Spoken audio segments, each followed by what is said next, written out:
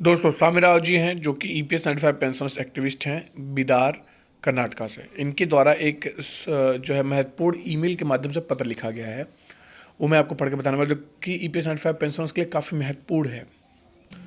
15 तारीख को उन्होंने लेटर लिखा हुआ है बाय ईमेल। यहाँ पर आप देख सकते हैं, to Shrimati Supriya Sule, honourable member of parliament New Delhi. आपको पता है कि सुप्रिया सुले जी ने जो है अभी हाल ही में ईपीएस 95 पेंशनर्स का जो मुद्दा था उसको पार्लियामेंट में रिप्रेजेंट किया है।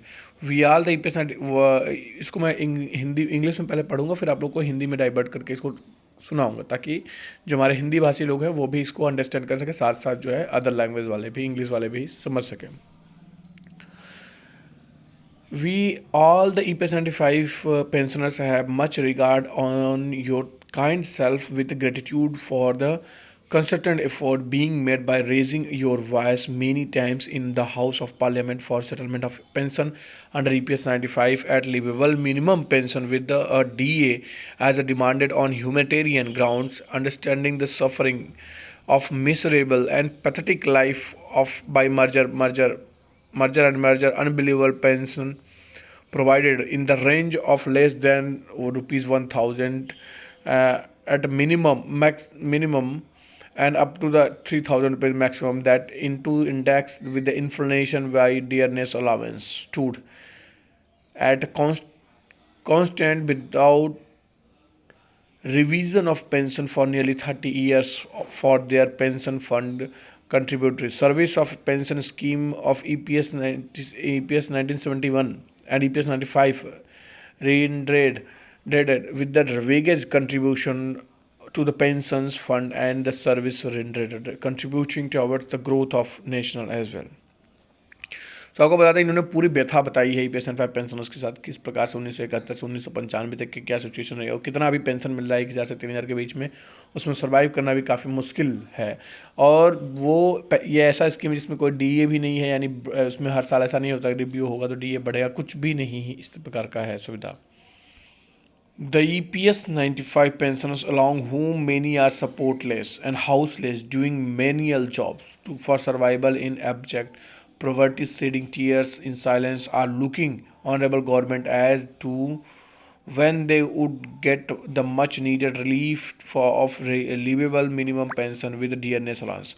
आप समझ सकते हैं दोस्तों, यहाँ पर कहा गया है कि जो जो ईपीएस एंड पेंशनर्स हैं वो ज़िंदगी मतलब साइड में जाके रोते हैं, क्योंकि उनको उस सरकार से उम्मीदें हैं और उनकी उम्मीदें पूरी नहीं हो पाती। चूँकि आप देखिए, लोगों के पास घर नहीं है, लोगों के पास दिक्कतें बहुत तरह के, वो इस अवस्था में आके जॉब कर रहे हैं, इस अवस्था में आके मतलब कोई ना कोई काम कर रहे हैं।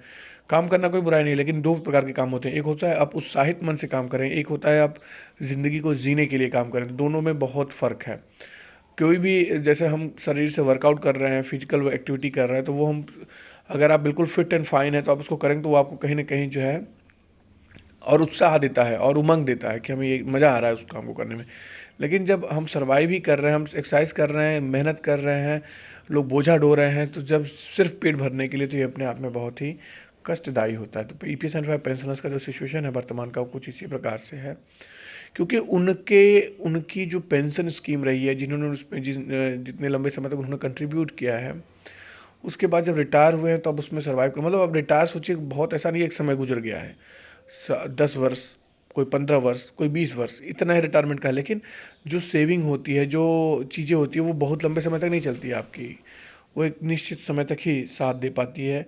क्योंकि वो कहावत है कि जो चीज़ स्टोर करके रखेंगे वो धीरे धीरे ख़त्म हो जाएगा, लेकिन जो रेगुलर आता रहेगा, तो पेंशन जो है अगर रेगुलर उन्हें प्रॉपर मिल रहा है तो वो कम से कम सस्टेन सर्वाइव अच्छे से ज़िंदगी को जी सकेंगे। ये समझने वाली बात है, ये सरकार को भी सुननी चाहिए और समझनी चाहिए।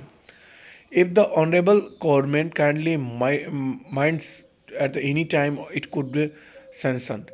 Number 1, by the cabinet meeting, as the minimum pension of rupees 1000 was sanctioned by the cabinet in the past, or the CBT meeting schedule of 28 Feb 2025 by a bill through the listener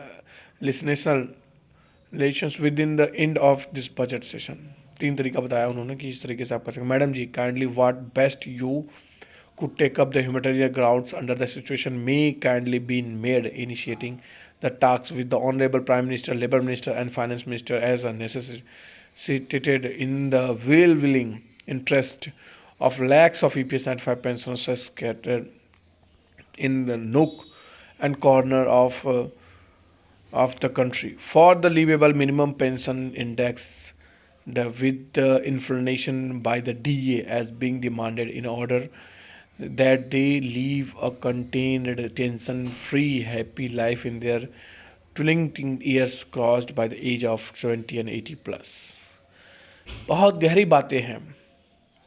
ये वो बातें हैं जो कि सीधे आप समझ सकते हैं कि दिल से निकल के सुप्रिया सुले जी जो एमपी है उनके तक पहुंच रहा है। ये जो लिख रहे हैं स्वामी राव जी, ये अपनी पूरी वेदना इसमें व्यक्त कर दिए हैं, अपनी पूरी कथा जिसको बोलते हैं, आप कहते हो कथा की पूरी कथा अपनी लिख डाली, किस स्थिति में लोग सर्वाइव कर रहे हैं। ये सोच के अपने आप में फील हो जाता है कि उन गरीबों के साथ कुछ किया जाए, उन बुज़ुर्गों के लिए कुछ किया जाए। अगर एक सामान्य आदमी भी इनकी बातों को सुनता है, उनकी बातों को समझता है, तो उनको भी आ जाता है कि नहीं, इनके लिए अगर हमसे भला पड़ जाता है तो हमको करना चाहिए EPS 95 पेंशन के लिए, क्योंकि बुज़ुर्ग लोग हैं और ये सिर्फ और सिर्फ एक इच्छा शक्ति की कमी है, अन्यथा ये कब का ही काम जो EPS 95 पेंशन का हो चुका होता। सरकार की इच्छा शक्ति की काफ़ी आवश्यक है और किसी की इच्छा शक्ति की ज़रूरत नहीं है। सरकार की इच्छा शक्ति रहेगी तो निश्चित तौर पे ये पेंशन जो है, इनका वृद्धि जो है कोई नहीं रोक सकता और तत्काल हो सकता है।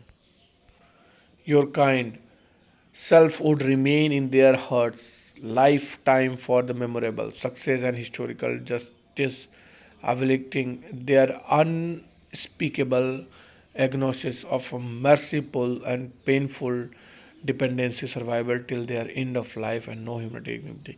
इन्होंने बताया हुआ है पूरा ह्यूमनिटी के ग्राउंड पे। अगर आप इसको समझें, एक चीज़ आप समझिए इस पे दोस्तों, मैं अपने विचार से कहना चाहूँगा कि अगर ये चीज़ें जो है इतने लंबे समय से जो बुज़ुर्ग हैं वो फाइट कर रहे हैं और ये बात जो है ऑनरेबल प्राइम मिनिस्टर हो भारत के, आपके रक्षा मंत्री तक बात भी पहुंच गई है, बाकी अन्य जो लोग हैं, मतलब सबसे टॉप पे तो प्राइम मिनिस्टर है, उन तक बात पहुंच चुकी है। NSC के लीडर जाके दो बार उनसे मुलाकात भी की है। मतलब ये बात अगर इन तक पहुंची है तो इनके लिए अब जैसे कि कोई होता है एक्शन, इमीडिएट एक्शन, सरकार कई चीज़ों पे इमीडिएट एक्शन लेती है। जैसे कोई घटनाक्रम घट जाता है तो वहाँ पर तुरंत NDRF की टीम लगा के उस चीज़ को ठीक करना, ये सरकार की रिस्पॉन्सिबिलिटी है। अब ये सेल्फ फंडेड EPS 95 स्कीम है, लेकिन जो स्कीम के अंतर्गत लोग हैं वो लोग इसी देश के हैं, वो यहीं पर इसी देश के विकास में कंट्रीब्यूट किया, इसी देश के लिए उन्होंने अपनी पूरी ज़िंदगी जो है लगा दी। जब वो उसी देश के लिए हैं तो ये राजा का धर्म होता है कि वो प्रजा के दुख को समझे, उसकी समस्या को समझे। यानी अगर प्राइम मिनिस्टर आज के समय में देखें तो राजा हैं, तो उन तक बात पहुँची तो उनको ध्यान देना ये उनकी रिस्पॉन्सिबिलिटी है, मोरल रिस्पॉन्सिबिलिटी बन जाती है कि किसी को भी कोई दिक्कत ना हो। लेकिन फिर भी इतने लंबे समय से जो लोग फाइट कर रहे हैं, अपने आप में सोचने वाली बात है कि इस प्रक्रिया में कहाँ पर ये उलझा हुआ है। जो भी होगा जल्दी उम्मीद करते हैं अच्छा होगा। खैर फिलहाल के लिए इस वीडियो में इतना ही। यहाँ पर आप देख सकते हैं विथ हाई रिगार्ड सिंसियरली स्वामी राव। तो स्वामी राव जी का ये लेटर जो है काफ़ी महत्वपूर्ण लेटर जो है वो जा चुका है सुप्रिया सुले जी को, उनको धन्यवाद करते हुए, और उनसे अपील की गई है कि आप इसको हाईलाइट करिए और ज़्यादा हाईलाइट करिए ताकि हर कोई इससे अवेयर हो सके और इन बुज़ुर्गों का भला हो सके। देखिए जिस देश में, जिस समाज में, जिस लोगों के बीच में अगर बुज़ुर्गों का सम्मान नहीं है तो ये जानिए वो समाज जो है, अब मैं आगे कुछ कहना नहीं चाहूँगा, उस समाज की स्थिति बहुत अच्छी नहीं होती है।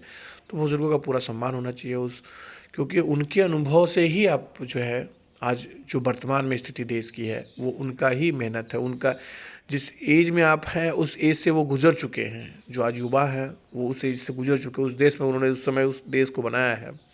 तो ये समझने वाली बातें हैं, सरकार को इस पर विशेष ध्यान देने को आती है। और मैं चाहूँगा कि सरकार तक ये वीडियो पहुँचे, लोग ज़्यादा से ज़्यादा लोगों तक शेयर करिएगा ताकि हर कोई इससे जागरूक होए। और मेरी बातों से अगर कोई भी तर्क आपको भी तर्क लगता है तो आप कमेंट में ज़रूर लिखिएगा। धन्यवाद आप सभी का दोस्तों।